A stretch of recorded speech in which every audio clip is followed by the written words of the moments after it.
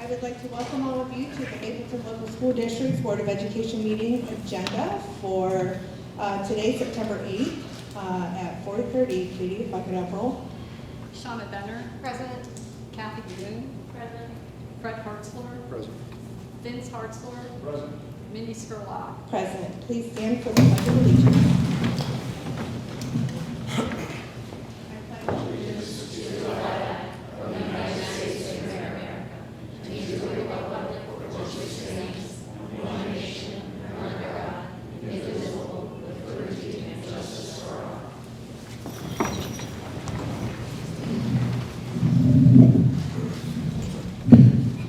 Okay, we are going to jump into our public participation, and our first speaker is Sheriff Kurt Schneider with the Ashland County Sheriff's Office. Is there a microphone or something? I don't need it. I got a big mouth. Good evening, everyone. Just here to answer any questions that anybody might have with respect to Sheriff's Office involved with the incident that took place on the 29th. Is there a mic? There is over there. You want to get anyone? No, I'm sorry. All right. Where's your little ones here? There's this one.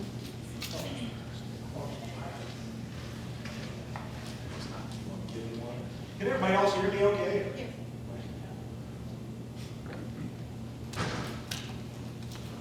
I don't speak this one. Can you hear me now? All right, perfect. Again, I'm Kurt Schneider. I'm the county sheriff. I just wanted to be here to answer any questions. I'll give a very brief overview of what the role of the sheriff was in this particular incident.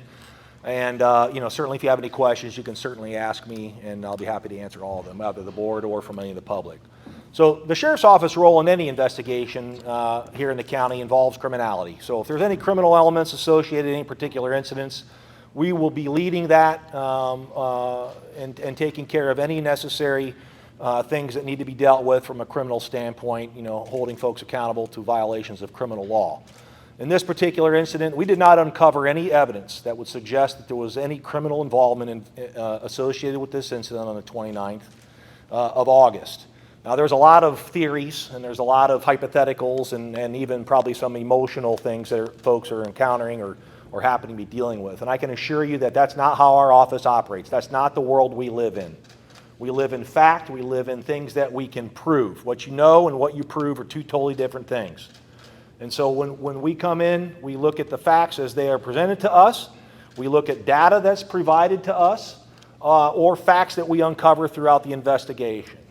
And at this point, I can assure you that there are no criminal elements involved in this case. Now, all the other stuff that is either floating around on social media or it's floating around in any other types of newspaper articles or word of mouth or just simply rumor mill, I'm not concerned about that. I know there are some things and maybe some concerns that parents have that would like to address with the board, and that's fine. But I can assure you that everything was handled very professionally. We were very thorough. We made contact with all of the students, I think, except for 5, within 2 hours of this thing happening in 7 hospitals across 5 counties. When I called the other sheriffs on the phone and said I needed help, they responded immediately, and they went to the hospitals and interviewed these children, and we secured as much data that we could secure without stomping on people's Fourth Amendment rights, which we will not do. So whatever information I have, you're welcome to it. It's public record. You're more than welcome to submit a request to my office, and we'll be happy to share with what we can, obviously, through redaction. And you're welcome to look at all of it. I think there's a couple of takeaways from this. 1, nothing criminal happened, right? That's the most important part. 2, kids are safe. There are no missing children. There are no kids that are hospitalized today that I'm aware of. I think there were a few other kids that were put into hospitals and looked over for a variety of different reasons just to make sure that they were given the proper medical care that they need by a lot of people who have a lot more letters behind their names than me. And ultimately, they all were returned home to their families. So that's our concern. We accomplished that through a collaboration between everybody that was involved, and I'm very pleased with the outcome. Now, could there be things that we could do differently? Obviously, there's always room for improvement, and we have already started working on that. We will continue to work on that through our partners here at the school and our other public safety partners around the county, and we'll make it so that some of the things that happened in this particular scenario don't happen again. But they were minor in the grand scheme of things, and I'm also confident in saying that. So that's all I really have to say, unless the board has any questions for me. I'd be happy to answer them now, and if not today, at a later date, that'd be fine. I'm just happy to get this off of my desk and put it on Mr. Smith's desk now. But any other comments from the board or questions from the board or anything from the public, I'd be happy to answer any questions. I don't think we have anything from a board perspective at this time. Okay. All right. And I just want to say, we had a lot of people here, a lot of people, and a lot of professionals in these 7 hospitals. They were loaded for bear, if you will. They were ready to receive the worst of the worst, and we had all of that in place almost immediately, thanks to our EMA director, the local fire departments, coordination with my office, and then the school board, obviously, and the school professionals here. And we all worked very well together, and this is what we train for all the time. And I've often heard, this will never happen here. Well, it did, and it will happen again, but we will be more prepared the next time, and I'm confident that will happen. So I'd like to thank the board and all of the staff at Mapleton. I think you did a wonderful job, and I'm grateful that we have collaboration and communication and talks, and we're going to be sitting down together with Mr. Smith and his staff and do some more planning for other things down the road. So go ahead. You said there were a few things we could have done better, and you would work on that in the future. With that comment, what does that process look like? Yeah, and I'll speak for my office, right? I can't speak for the things that the school board will be improving on. That's their job. But from our standpoint, there's something called the Incident Command System or Unified Command System when we have what's called an MCI or Mass Casualty Incident. And we identified some weaknesses there, like there's communication issues up here through cell phone technology, other technology that we have available to us that we're going to look at, try to secure some funds maybe for the school or with the school to try to improve those things here. They're not cheap, but we will work through those. Our communication system with the hospital staff, there are some things that we think that we need to get to them a little earlier, so that they can look for some other things that they normally necessarily wouldn't be looking for. So we're going to work with those folks on that as well. But ultimately, those are pretty much the 2 things that we're going to be working on. The unification system with children is kind of a collaborative issue. Law enforcement has a specific role in that. And we will gladly help the school through that process as well, at least from our perspective.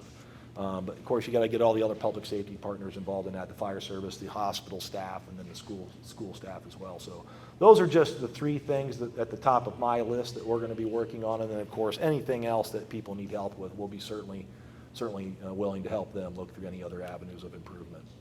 3 things: communication, unification. What was the 3rd? Just the technology things that are happening here in the building. Yep, you're welcome. Anything else? Okay, you're welcome. Thank you. Thank you. Okay, so before we get started into full public participation, I do want to remind everybody that if you are on the agenda or you called in ahead of time, you are allotted 5 minutes to speak. Anybody that signed in to the meeting when they came will be allotted a 3-minute time to speak and address the Board of Education, and that public participation will not exceed 30 minutes in general. Okay, so I think our first are Mr. and Mrs. Parks and Lexi.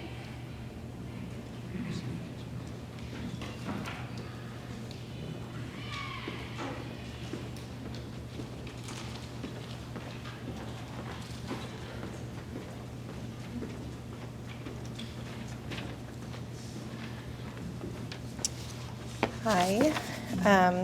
It takes a lot for me to stand up here, and it takes a lot to really tick me off. I've had kids in the district for 16 years, and I'm an alumni myself. But Friday was really unacceptable in my world. The safety measures and students obviously needed to come first, and they did, and I am very thankful for that. However, what stands out for me the most, because I don't have all day to sit here, I'm sure you guys have all seen my comments, and I stand behind every comment that I've made, is the lack of communication, though, with the parents, and quite frankly, the empathy towards those students and families that we went to the hospital. As parents, we trust you to care for our kids and to be the calm in an uncertain event. Yet during the evacuation, we were left in the dark. We were unsure of where our children were or why they were even being taken, quite frankly. Why is there not a staff member that was designated to take down the kids' names that needed assistance, and those parents, why weren't we even notified?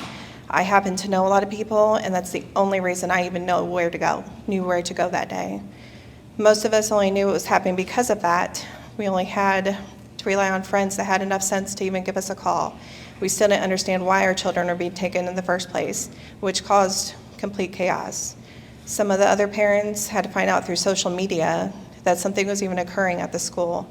You get robocalls for everything else under the sun, but you couldn't bother to somehow send us a call that something serious was going on at the school.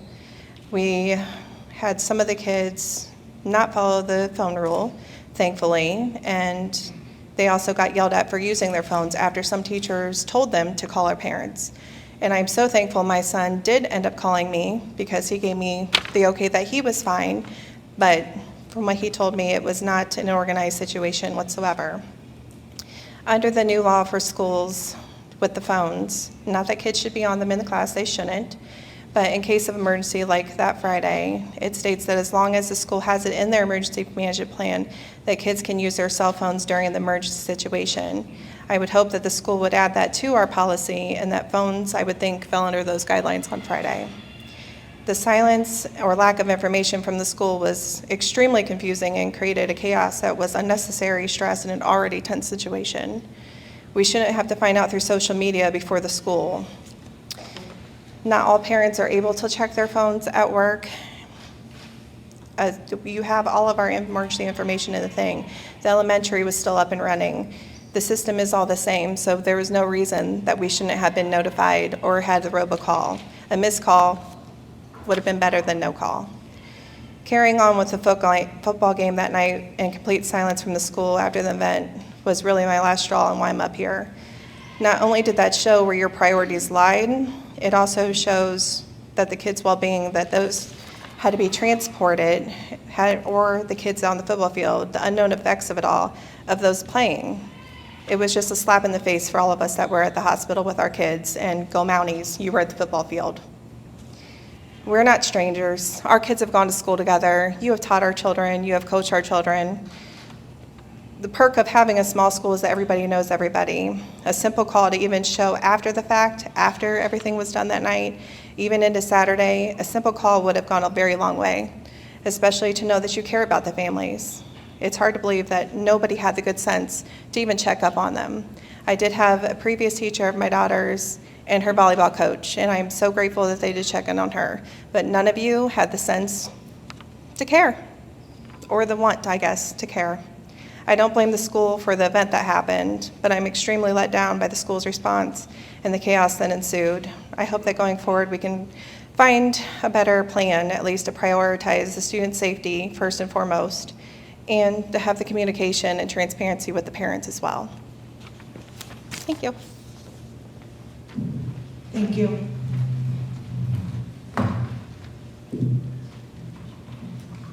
I have Mr. and Mrs. Williams, Wesley and Melissa.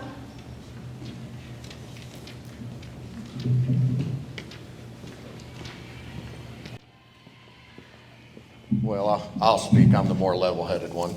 But, so afternoon. I first want to start by thanking the school staff, administrators, and board for all you do for our children, all you continue to do, the time you've invested in them, our teachers. I see most of them out here tonight. We really appreciate all you do for our kids.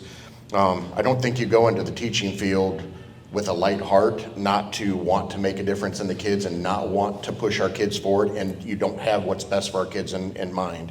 So with that, thank you. So we have personally seen administrators stepping out of their norm into coaching skills so that our kids can have sports teams, teachers calling after hours, talking us dumb parents through some of the weird math problems and all the different things that come with being parents, custodians driving buses, kids, teachers, staff, everybody just stepping in where they can and bringing everybody together. And, even through our losses with losing staff and students, just banding together. And that's what makes Mapleton a great community and a great school. And it's made up of people who want to see our children succeed. So with that, I want to say thank you. So on Friday, August the 29th, obviously, our community was shook up, something fierce. Event that was called out as a gas leak obviously turned into something much more than what that was. So to give background on myself, for 24 years I've been a firefighter, fire chief for 20 of them years. EMT, my wife is the EMS director of our department, or was. So I know a little bit about mass casualty incident. I know about critical incident stress debriefings. I know about all this stuff. God forbid, thankful we never had to use it. But took plenty of scenarios and trainings. So as far as that said, I can't commend the fire departments enough for coming together, and all the first responders, the sheriff, the state highway patrol, the Ashland police. I mean, all the different people that was in it. So thank you for all they did for us. So to be able to handle 300 to 400 kids is something that's unbelievable. And I'll be honest with you, at the hospital, the first week, I would say we were pretty irate. And I'm really glad that we had a week till this meeting to kind of come down. And sometimes it takes a cooler head to prevail to think through, and let's come to what we need to do to make this better. So with that being said, so my daughter was one of them that was transported. She got taken to Ohio Health in Mansfield by Ashland City Fire Department. The medics tested her in a squad. She had CO2 in her system. So I talked to the sheriff about this, and the problem is that we went to so many vast places, right? So when she reached the hospital, they retested, same number. All the kids that were in Ohio Health that we talked to, the 5 that we talked to, and I don't know how many more there was, all had carbon monoxide in their system. There was one, my daughter was 2, there was another girl who was 4, there was one girl who was an 8, there's another girl who was a 10. I just talked to a family back here, their daughter had carbon monoxide. Obviously there was a problem. Now, here's the thing. We opened up the school because we thought it was a gas leak, blew the building out, I get it. Everybody says, well, how come the teachers didn't get sick? How come the parents didn't? Well, where was it mostly? In here and the middle school hallways, right? So if that was the case, how many teachers are in here when there's students eating lunch? Usually, back when I went to school, there was one teacher watching. So the number of teachers, I mean, just, you have what, 24 to 30 students per one teacher as it is. So there's gonna be a lower number. Not only that, kids breathe faster, they breathe more often, they're more susceptible to that stuff. Now, do I think there was kids who overreacted and had panic attacks, anxiety attacks because of it? Absolutely. And there is going to be a sense of mass hysteria. Do I think some kids maybe even, and God forbid, hey, this is a way to get out of here, this is going to be, I've never been in a squad. I don't know. I hope not. But with that being said, there's just a lot of different things that we need to test for. And I know I end up talking to Scott, and he says everything on here on the HVAC system has sensors and is tested, and that's fine. And another thing the sheriff brought up is maybe a truck parked out back running. That's fine too. And mistakes happen, and they're going to happen at our home just as well. And we're fine with that. The problem we're not fine with is the process, okay? So the first problem, there's not a standardized way. So we talk about critical incident, how we basically have a mass person at one hospital who's supposed to disseminate all the information from the other hospitals. So my daughter wasn't put on oxygen. Lodi Hospital, the Parks daughter, if you don't mind, she was given oxygen. Well, if anybody knows anything about carbon monoxide, how do you displace carbon monoxide? You give oxygen, high flow oxygen. Carbon monoxide is heavy, right? But if they're in oxygen and they're out to the hospital and on oxygen for how many, 4 hours at the hospital before they test her, There's not going to be carbon monoxide in our system if it's a low level, okay? So am I going down a rabbit hole? I may be, but I think that's something to keep in the present. So I think having a standardized way when we do this in the future, saying, look, there's going to be one doctor who needs to disseminate that information to everybody, because what we kept hearing from the hospital is we've heard nothing from the fire department and nothing from the school saying this is what we need to test for. And that's a problem, because we had nothing to go off of. The next thing is the lack of any contact from the school. My daughter gets transported. Now here, I'm gonna put this out here for all the Facebook world. I know that we can't stop what we're doing, taking care of the kids, to contact me or contact the parks or whoever. I get that. I've been on this side of it. But at the same time, you're talking 40 kids out of 400 kids. That doesn't fly, number one. Number two, even if it's not now, it should have been at some point. We have yet to get a contact from the school. I called Scott Saturday morning while we're away. I said, Scott, I've never got a phone call from the school, from the board, from anybody even asking, hey, where's your daughter? And as you guys are going down through your class rosters and saying, okay, well, Joe got picked up by his dad, Sam got picked up by his mom, and you got to my daughter's name, and there's nobody to pick her up, nobody thought that was a problem? So there's a problem. Number two, the empathy, and the parks hit it right on the head. Mapleton is such a small, tight-knit community. I'm not a Mountie. I grew up in Northwestern, but I tell you what, I consider Mapleton a family. This is probably one of the closest schools I've ever been in, involved in. And not to have anybody contact us, that hurts. I mean, we had, luckily, Mr. Wentworth, he contacted us. There was a couple other teachers, but not to get anything back from the school saying, this is, what's going on, how is she, this is where we're at with this, to me is unacceptable. And again, I know you guys can't say anything because you don't know what's going on, but if silence isn't golden in this case. Silence is basically putting a nail in the coffin in my book. I shut down. I want somebody to care at some point. The next thing is the school cell phone thing. I looked up the House bill. So the House bill, the way the House bill reads is you guys had to come up with a policy addressing how you're going to deal with limiting cell phone usage. Now, do I think every kid should have cell phones in school and their pockets shut off? Absolutely. Do we not remember Columbine? Do we not remember Chardon? Do we not? I mean, we can sit here and name all this stuff. God forbid it ever happens. I hope it never does. But it's a reality that in the world we live in. And I want you guys to understand that. Now, there should be progressive discipline. If a kid pulls that phone out and has it on, take it from them. The parents have to come to school and get it. But to tell a parent that they can't get a hold of their kid or vice versa, this proves it right here.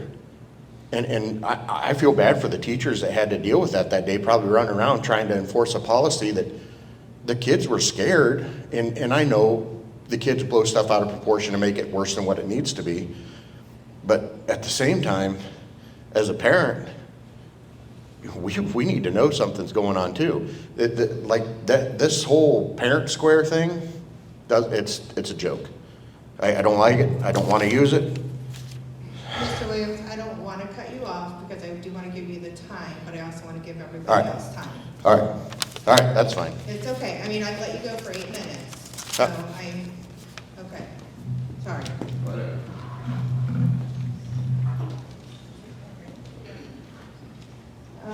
Okay, so we have Tracy Smith and is Tracy and Mike together? Cool. Okay, Tracy and Mike.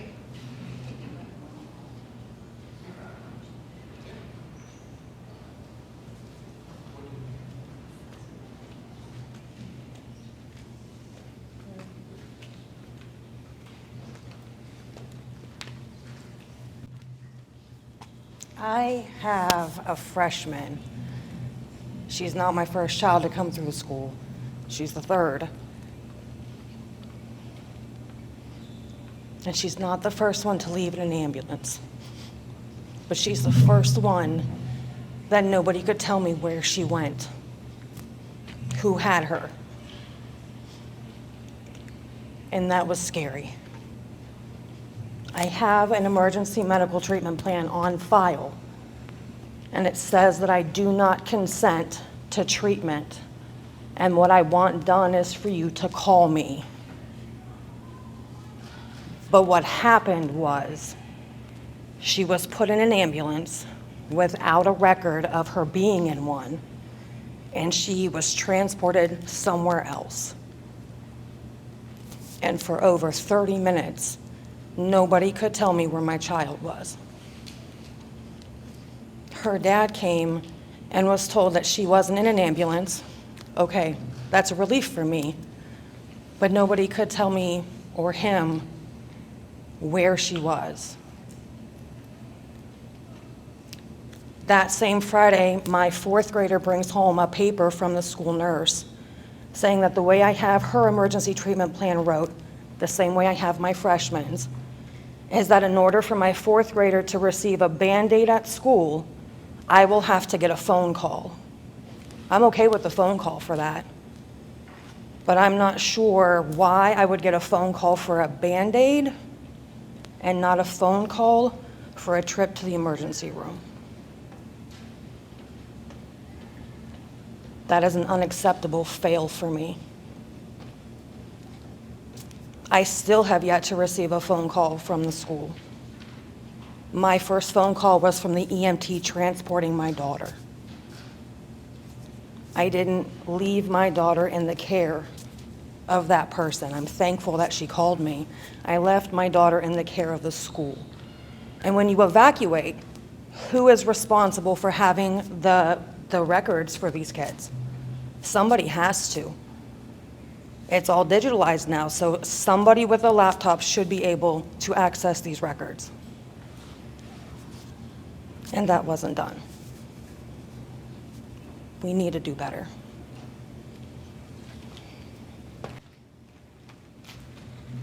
Thank you. Next up, we have Catherine Peterson. I have a really loud voice, so I'm just gonna talk. How do we know this isn't gonna happen again? I don't want silence, I want you guys to talk to us. So it's obvious these kids had CO, so what, do you have air purifiers? Could that have swept it out of the building? How do we know this isn't gonna happen again? I have a senior and a middle schooler. I pulled my senior from here. And I love this school. I came from Ashland, which is a lot of kids, and it's just a lot of drama. I loved when my kids came here. And then this happened, and there's no accountability, there's silence, so how do we know it's not gonna happen again? I don't know, Mr. Schneider, if you want to talk in regards to I mean, it's your that. guys' building.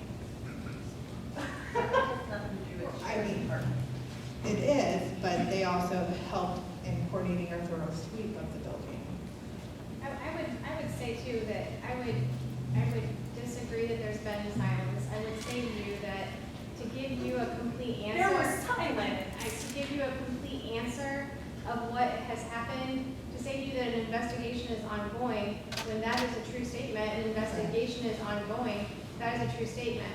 That came out Monday. We have put out statements along the way of what has been cleared in the building, what we have tested for, what agencies have come in, so that part those are true statements. To give you something that we don't have a complete, total answer for yet, that's just something that we can't give you right now. Okay, We would but love those to give you statements guidance. came out Monday, this happened Friday, that's Saturday, Sunday, Monday. So why was there that whole thing of silence? Like, thankfully, my daughter didn't go to the hospital, thank God, because she's pregnant.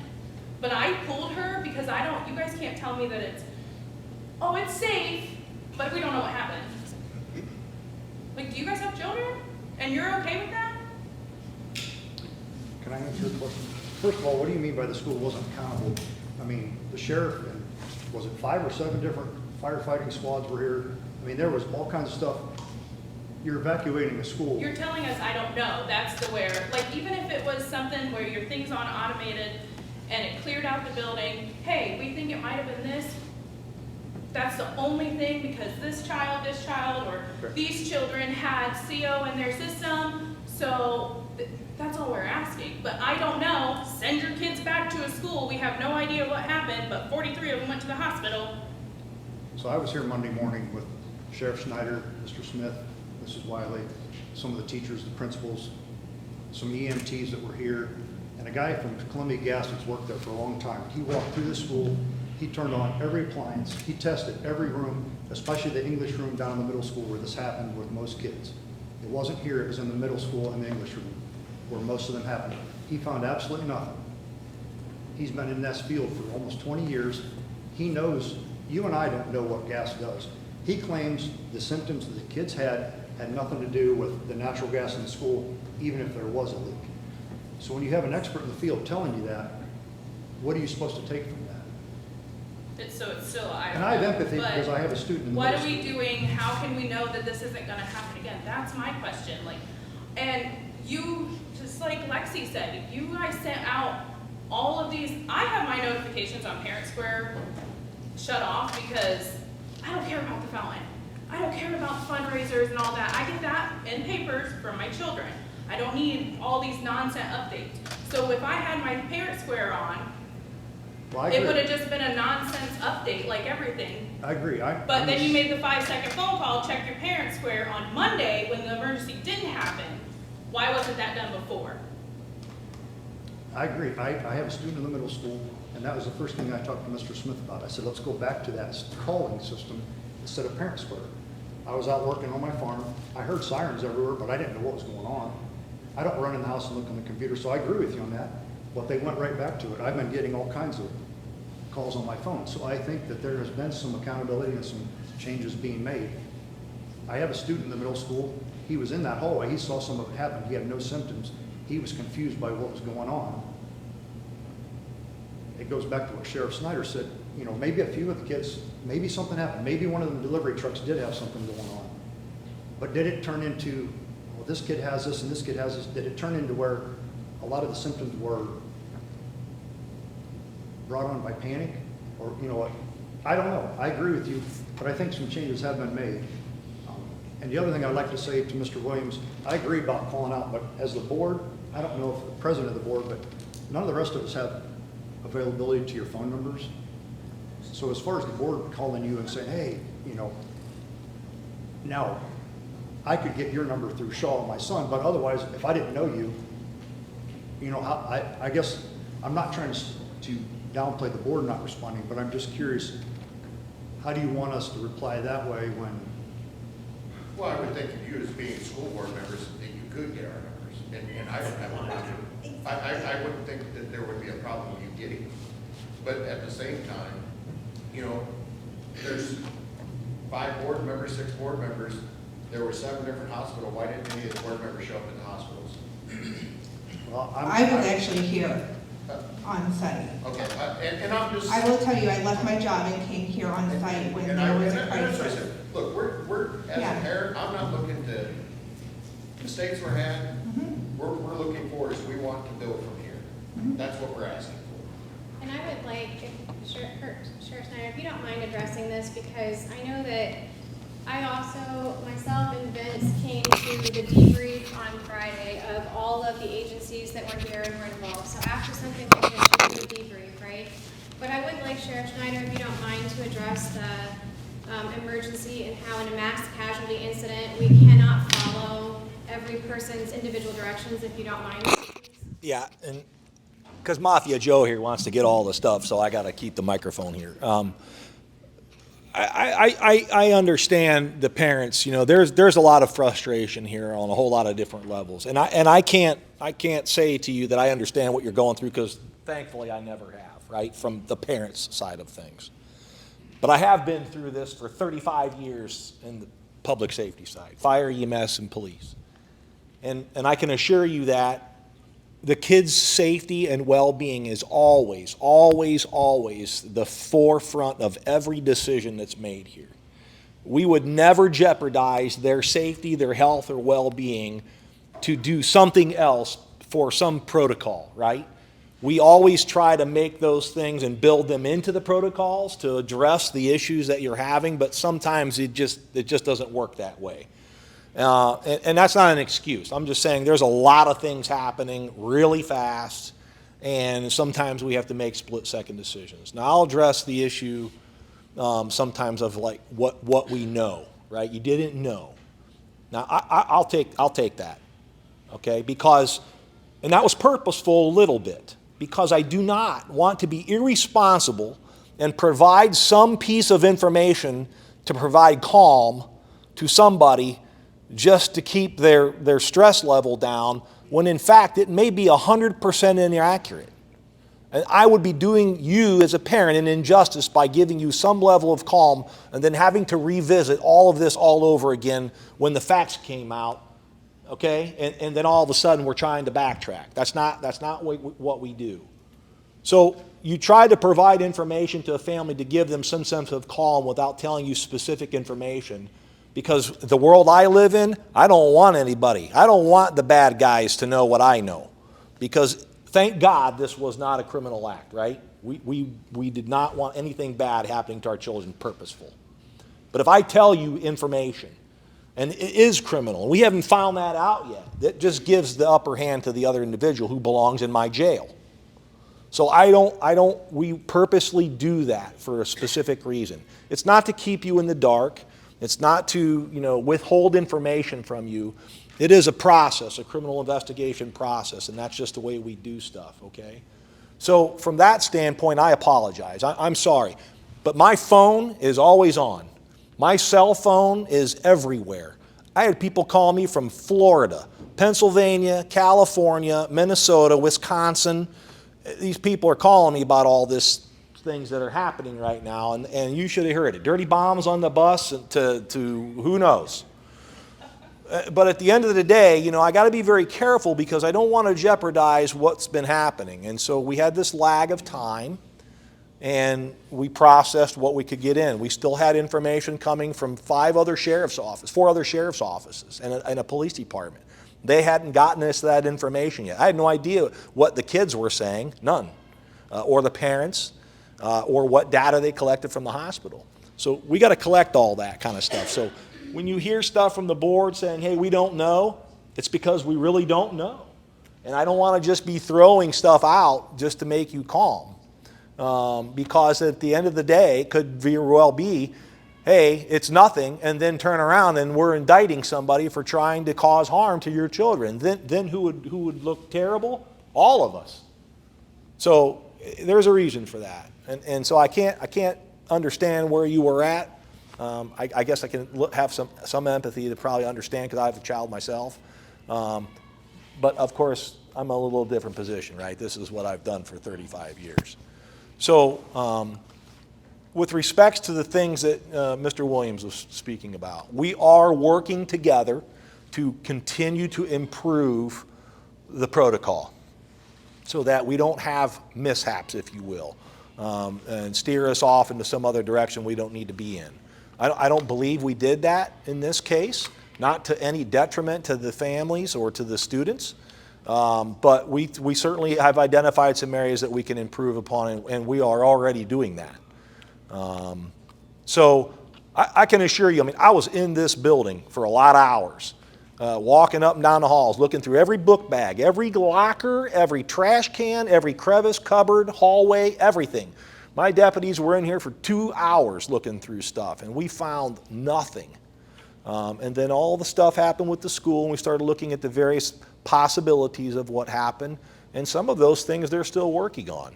So I don't like living in hypotheticals or theories. It's great, it's something to work off of, but to putting out there to the public is very irresponsible, at least for myself. I won't speak for the board, but I just won't do that.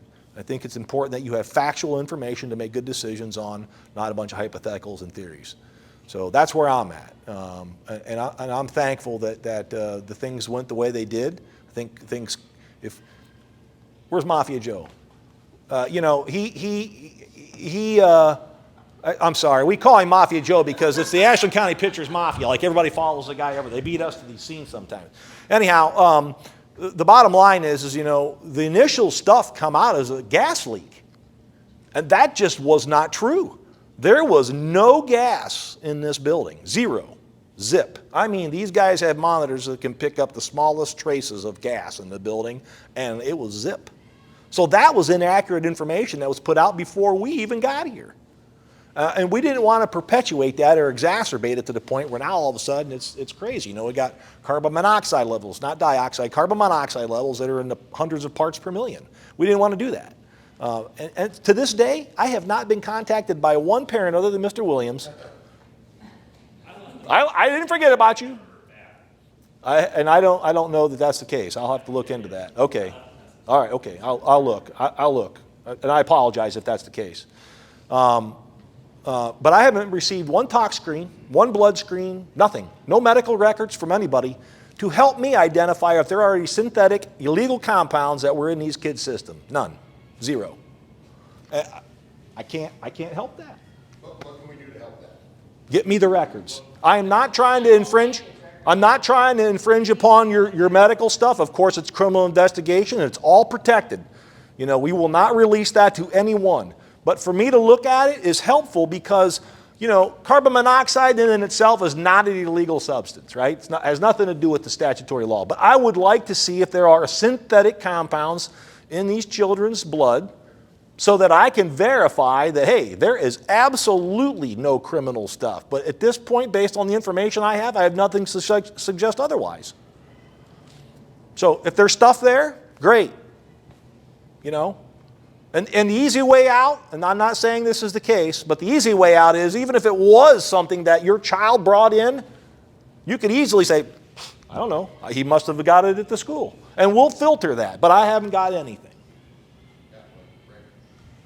So, and I think I've encouraged from day one, please contact me, my office. You know, I've got 100 staff. We'll Requested that information from the parents of the kids in the hospital? I haven't requested it specifically from the parents. The board has known about it, obviously, but I have put message out, Facebook, all these TV channels. If parents have any information, please reach out to me. And I have heard nothing. And you want medical records, that needs to be specifically asked, and you need to specifically call us, use the damn phone. Well, I won't get into an argument with anybody about semantics, but any information means any information. I mean, I don't know what else to say. I mean, I could specifically say, just give me the medical records, I don't want to see anything else. But that's any information means exactly that. I don't care if it's you heard this or heard that. We'll follow up on it. But I literally got a phone call from Mr. Williams. I'm sorry, sir, I don't know your name. Ben Marks. Ben Marks? Yep. I have not seen a phone call from you, but I will check my voicemail when I get back or my little pink pieces of paper that I have. But I have not seen anything. So I can only work with what I have to work with. Captain Sims is here. Captain Sims, have you gotten anything from any parents? Okay. So you just want to pass the blame on to the parents? No. That's not what I'm saying. No. That's not. Well, okay. I'm sorry. I'm sorry you feel. The health department, the sheriff's department, trying to find out what to test for. He could not test. He could not. I'm sorry. Who told you that? Our doctor. Why? Who's your doctor? In Lodi. Well, nobody knew she was at Lodi. That's part of the problem. Okay. Let me kind of explain how that works so you understand. And you may not know. So there's an E-track system that happens. And so what happens in an MCI situation is that the primary care physician at the local hospital, in this case would be Samaritan, initiates the E-track MCI protocol. And what happens there is that hospitals are contacted from here to Cleveland, Toledo, all the way over to the state line. And these doctors all talk to one another. That guy in Ashland is the point of contact. He gets information from the first responders, and then that is disseminated out to all these hospitals. And when I tell you they were loaded for bear, we had Akron Children's, I had Columbus Children's Hospital, we had the Cleveland Metro. They were all loaded for bear, meaning they were ready to receive hundreds of kids. And they all had communication with that particular physician through the E-track system. The health department's involved in that, ourselves, EMA. And so when information is disseminated to them from the medical professionals, not from me, from the medical professionals, because that's the priority, they can work with what they want to work with. At the end of the day, when all that information comes back, then hopefully somebody calls me on the phone and says, hey, we got a problem. And I didn't get that. That's not your fault. That's not the parent's fault at all. All I'm saying is that I just need information. The doctors cannot give it to me. They can't. It's against the law. I need that from the consenting parents who say, hey, the sheriff is allowed to have my information. And maybe you know that, maybe you don't. I don't know.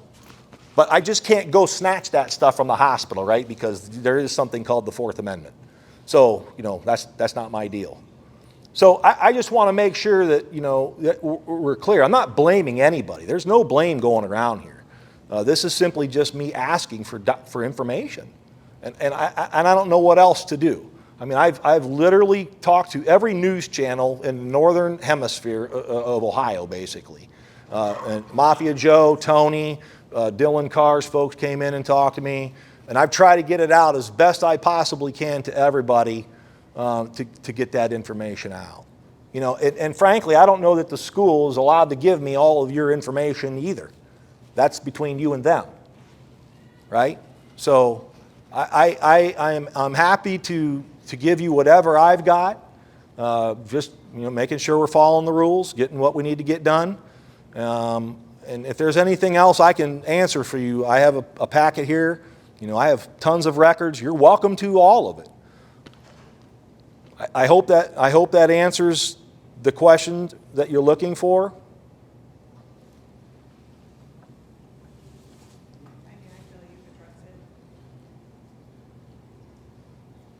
Anyone else? Thank you.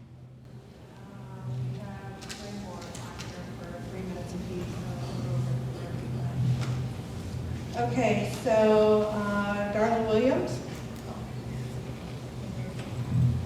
Hi, I'm the mother of Katie, and I have my 3 grandchildren here. I also love Mapleton. Grew up here. Scott and I graduated together. I'm just here mostly for moral support. I do have a couple of questions. What do you guys plan on doing to be able to get a hold of these parents? Because I know a lot of them were in a panic. Are you guys thinking of a process on, like you said, you didn't have their numbers? That's ridiculous. As a school board, you should have every single child's parent's number, and they should be able to get a hold of them. And 2, about these meetings, why do you have them at 4:30? We had to leave work early just so we could be here. If you're only doing it once a month, why can't you have it when parents are not working so they can come to these? You might have a little more parents, a little more support if you did that. Thank you. And then we have Connie Wallace. Oh, hi. Okay, so my big problem with this whole situation was Friday. After the incident, yeah, we had communication that was lacking. I'm seeing patients, I'm not checking parents square. Okay, so luckily another parent called me, and I'm 45 minutes away, so she was able to pick my daughter up. So that was wonderful. But that aside, within hours of the children being evacuated from this building with no answers at all as to what caused 43 children to go to the hospital, you said that everything was good and they were able to come back in the building. It's all clear. So that tells me 1 of 2 things. There's incompetence because you don't care. There's something that you didn't find that just made 43 children sick hours ago that you can't rule out, and you let them come back in regardless if it was still hanging around, or you knew what happened and didn't want to let us know. And that's the part that upsets me the most, is that I'm afraid that you were so confident that the kids could come back in this building 2 hours after they were evacuated, that you knew what happened and you didn't want to let us know. And that's what I have to say about it. We just can't trust them. Thank you. Matthew Sullivan. Okay, it's me. I actually have a slightly different perspective than I think a lot of other people have. I'm a coach on the robotics team, and I have a daughter here, and I know a lot of the teachers and board members are in a similar sort of position where they both, are at school and a parent. My daughter was not taken to the hospital, thankfully. I am nothing but empathy, and I'm so sorry for those of you who are in that situation. I have no idea what that must have been like. If you think about it, it doesn't change it. From your experiences, thinking about it doesn't change it. But I do think that as a whole, I was pleased with the overall response. I think there was a lot we could do different. And I would like to suggest a willingness to talk about those things we could do different. I don't know that sitting here and running through in 3 minutes time a list of things we could do is really reasonable. But I'm here, willing to be part of it. I imagine there are a lot of other parents who would be willing to be part of that discussion as well. I think as a whole, you know, like I said, I walked away from it having a different experience than some of those parents, feeling like the communication was good, feeling like I had a decent understanding on, I think it was Sunday, then again on Monday, then again this week. But that didn't answer every question I had. It didn't resolve every potential opportunity for improvements, right? So that's the part that I just wanted to offer up here. A different perspective, not right, not wrong, but one that I had, and I'd say that I think myself, and probably many other parents, would like to be part of the solution. And I don't know that this is an opportunity to do that, but if there's more opportunities for public forums and discussions, I'm happy to be part of it. Thank you.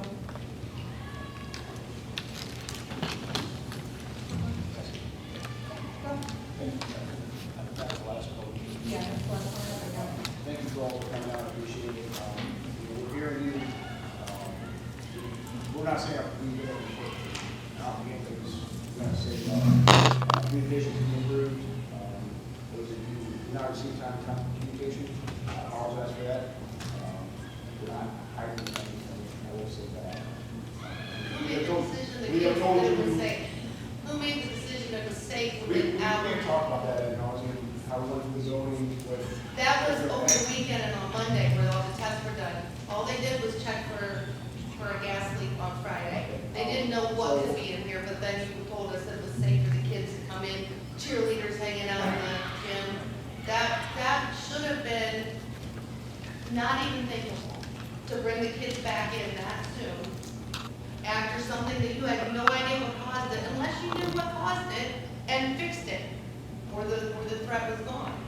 Okay, and obviously, man, we have told you exactly what we know.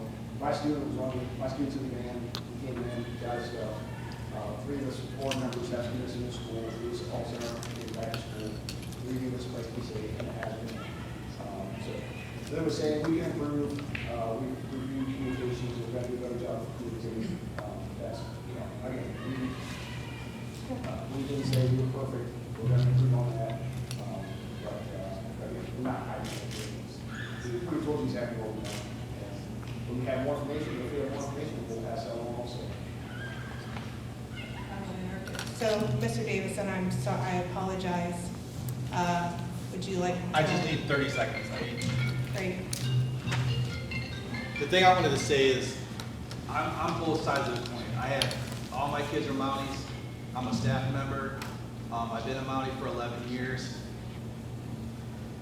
Things obviously need to be updated and changed and addressed and everything else like that. But the thing that the community needs to know as a whole, as soon as this incident happened, you had staff members going right up to these kids, not knowing what the cause was, not knowing what happened, going up to these kids individually, making sure they're okay, trying to figure out what was the best way to handle this situation that no one's ever been involved in a part of. And I know that from both sides because my 2 girls were on that football team. So they were my priority too. But also you didn't see, and you don't hear about our building principal running back and forth to the building, clearing the building to make sure all the kids are okay, running to the front of the building to make sure that everything is going the right way, doing everything possible that he can. You don't see our superintendent running back and forth to buildings, making sure kids are doing okay, running to the ambulances, making sure that things are being addressed, and doing everything they possibly can. You don't see staff members, you don't hear that on the media, you don't hear that on Facebook. I saw it. I was one of those staff members running back and forth to your kids, not knowing what it was, risking ourselves too, but 90% of the staff here was going to treat your kids just like their own. And that's something that you guys have to know before you guys leave this meeting. There's no place on earth that I'd rather have my kids be at school than here. Can things be fixed? Can things be adjusted? For sure. But no one's ever went through this tragedy here. This is Monday morning quarterbacking, something that we've never been a part of. And that's not fair. And I know the frustration, I know the anger. I do, because the families I know personally. And I love your kids just as much as my kids. I do. And I almost got into an ambulance with 3 or 4 of the kids that I'm close to, but I couldn't. Because I also had my kids here. But I also seen board members come through that are passionate about this school, that do a lot of stuff that you guys don't see. I see an understaffed teachers putting on 6 or 7 different hats during the day, trying to make sure our kids still have coaches, or have student advisors, have prom advisors, coaches that don't get paid because they volunteer for a year coaching your kids to make sure that they have teams. I know there's anger and there's frustration, but I also need you guys to know the other side of it before too much judgment is made on me. That's it. Thank you. And just thank you all for coming in today to take the time to meet with us and address us as a Board of Education. We do sincerely appreciate your openness and showing your thoughts and concerns and perspectives with us over this incident that happened. We will be following up with administration and ensuring your concerns are reviewed and everything that you brought to us today is addressed appropriately. So this will end our public session. And we will move into the board meeting portion. If I could have a motion to approve the minutes of the prior meeting. So moved. Shauna. And a second. So you spoke a lot about there needs to be some improvements made, kind of generalities. Can you get specific on what needs to be fixed and what needs to be updated in terms of hardware for communication? And start there. Yeah, well, we'll start with, at least from my perspective, importance-wise goes. The school might have a different spin on this.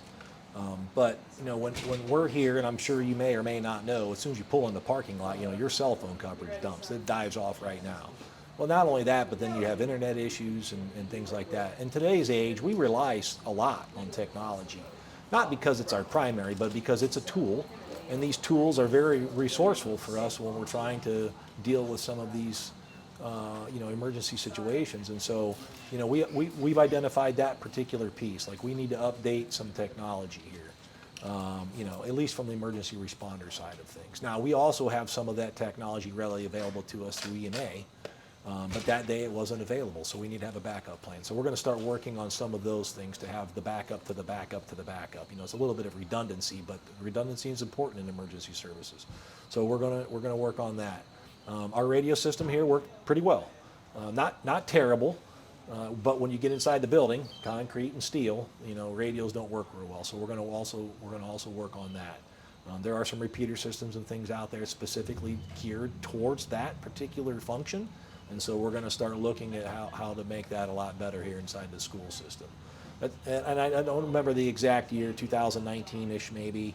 I think the fire code actually addressed some of that stuff with respect to the emergency communications and operability within some of these buildings. And so we're going to look at see what that looks like, and if there's a way to make some of that stuff retro. We certainly don't want to burden the school system, but we're going to try to work with them and try to find some financial assistance to get some of that stuff done. So in 2019, the fire department highlighted that there was inoperability of radio equipment in the school? No. I'm saying in 2019, new structures, according to the fire code, require the installation of this particular hardware. And I don't know the specific date. I think that's about right, pretty close. So new buildings, and we'll use Hillsdale as an example. Hillsdale was built after 2019, and so this repeater system for communications within the building, it was installed down there, is my understanding. So I think that all is tied to the use of occupancy and the occupancy permit. So if you don't have it, you can't open the building. But this building was obviously built much before 2019, so the applicability of that particular standard wouldn't have been here then. So we're going to try to bring some of that up to speed. I don't know that they can mandate it, obviously, but we're going to try to work hard to, exceed the minimum standards. So we'll keep working with them to see if we can secure some funding to help take care of that particular scenario. There's plenty of funding sources out there. You just got to go look for them. So we're going to help them do that. You said technologies need to be upgraded or bought. What technology? Well, the technology would be that repeater system. Obviously, that's part of the communication piece. Also, getting some other capabilities here for Wi-Fi or internet service. Nowadays, as I'm sure you saw my new apps, I was all relying on cell coverage towers or Wi-Fi capabilities. And there are some devices out there that don't necessarily rely on hardwire or towers. They can be satellite driven. So we're going to look at some of those alternatives to see if we can get some of those things deployed, whether it be in a standard supervisor's car or have them sitting somewhere for an emergency situation similar to this, that we can have those things readily deployed and put into place pretty quickly so that we don't have to rely on some of the older technology. Like, are you familiar with the hockey pucks like AT&T, Verizon, the hotspot connection devices? Those rely on towers. Now, if we can get something that's more satellite-driven, straight shot, and we can sit out here in the middle of the parking lot, then I think that would probably be an advantageous thing for us to take advantage of. So we're going to look at some of that stuff. Is that what Mapleton has? Is the hockey puck system now? I don't know. No, I think they have hardwired here. Our cruisers have all the hockey puck style, Wi-Fi devices, MiFi, I think is what they call them. But they rely on triangulation, cell tower coverage. These other devices are more satellite driven. They're a direct line of sight to a satellite. So as long as you have a straight shot from ground to sky, you should be able to get internet service. So we're going to look at some of those alternatives, see if we can't get some of those things put out. Whether it be sporadic with supervisors or have a few of them sitting around stations so that somebody needs to grab one real quick, they can just grab it and go. And that will help increase our resources out here in the case of that situation. It's important to have that stuff because then you can have direct links to hospital systems. You can have direct links to other agencies coming in. Have direct links to dispatching centers. Outside of the radios, because again, those are all by tower. So there's redundancy built into all that stuff. So those are things we're going to look into. At least from the law enforcement, fire safety, perspective, to see if we can't, increase those resources and capabilities. What? Sorry. Has the cause been confirmed? If not, is it still under investigation? Are you all still looking into it? No, I don't believe there's been a definitive cause identified at this point, but I can assure you that from the criminal side of things in my world, that we're closing our file. We can always reopen it pending new and more information that comes from parents or hospitals or whoever wants to get us information. But at this point, I'm confident there's no criminal element associated to this particular case. So we're going to let the school continue to do their investigation and find some avenues of making improvements here to the emergency response teams' responses out here. Why weren't parents told that their kids were going to the hospital? I can't answer that. That's not really the role of our office. Our role is perimeter and security. As you can well imagine, you have all these students, coming out here into this wide open area, and our job is to make sure that those kids, as they evacuate this building, go to their designated point without somebody coming in here and snatching one of these kids, or coming in here and doing something else crazy and stupid. So that's our job, is security. The fire department's response, that's a whole nother role, and I would probably ask you to talk to them so they can give you that specific information on what exactly their role is. And then, of course, the school has a different role. And I would refer you off to Mr. Smith. He can tell you what that role is. But, why they weren't notified in a timely manner, I don't know that it was or wasn't done. I mean, I'm hearing what the parents are saying in here, and they're concerned. Now, whether or not that falls within the typical guidelines of timeliness, that would be for the school system to answer, not myself. And are they responsible? Is the school responsible for finding the ultimate cause of what caused all this? Is it the school who's responsible for that? Well, certainly once we're past the criminal side of things, then it would be the school's responsibility to identify what caused this particular incident. I still think there's a lot of theories and hypotheticals floating around out there, and I'm sure they're going to use their due diligence in trying to figure out what happened. But ultimately, at the end of the day, sometimes you just don't know. There was a lot of things happening very quickly, and because of that, it could have altered the environmental conditions within the building. I mean, just from a ventilation standpoint, as soon as you start opening doors, you've got a fresh flow of air through the building. So even if there was a caustic substance in there, or carbon monoxide, as has been mentioned, you know, the minute you introduce other air into the building, it's going to certainly lower those levels, and so you may not know.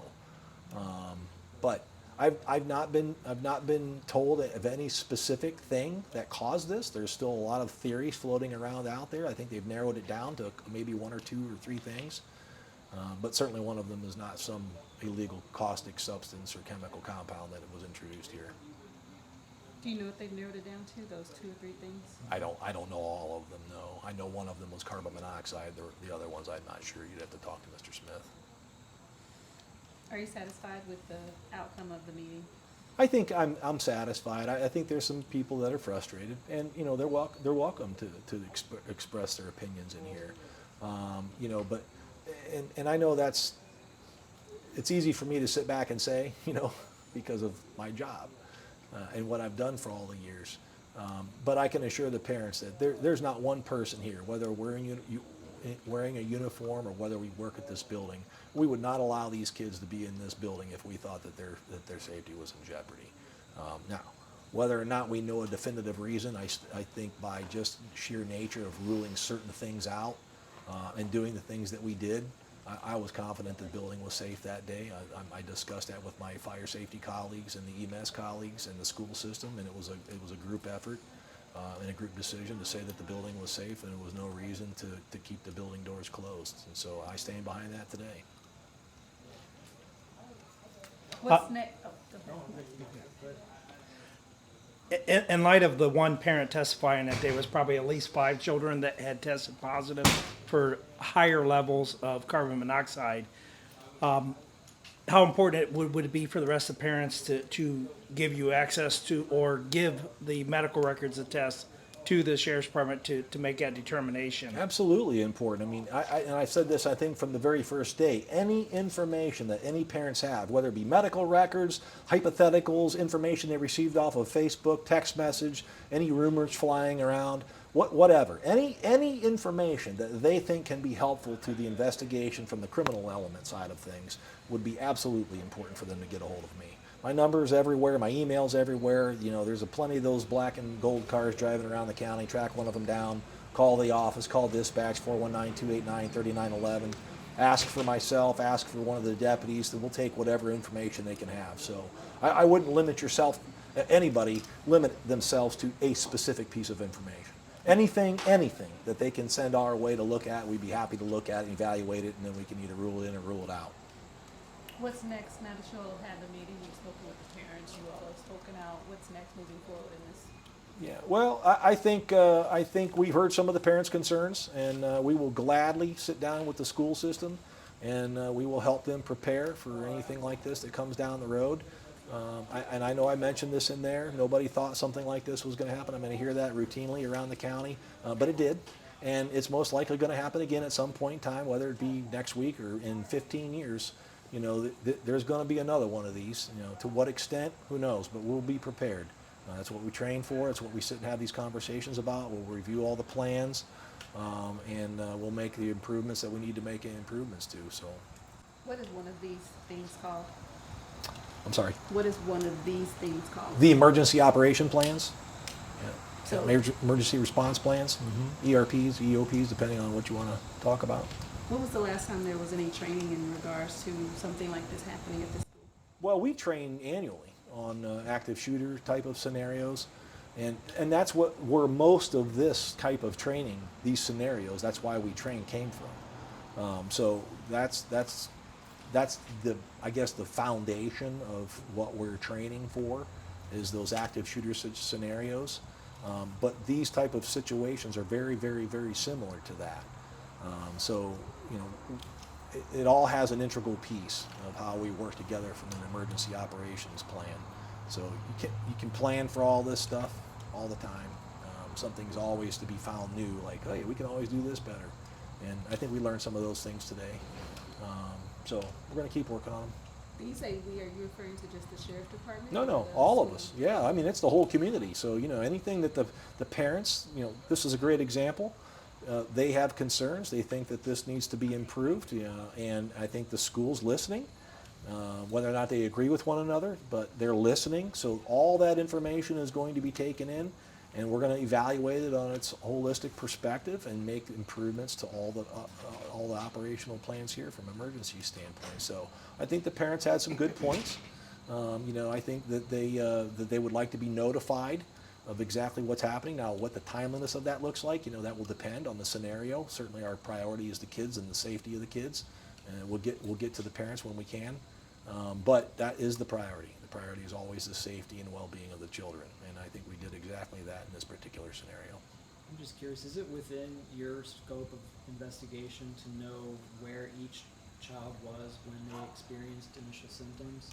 It can be, depending on. Is it in this case? It is, and we have a map, and like I say, my investigation is public record. You're welcome to all of it, and under the public records laws.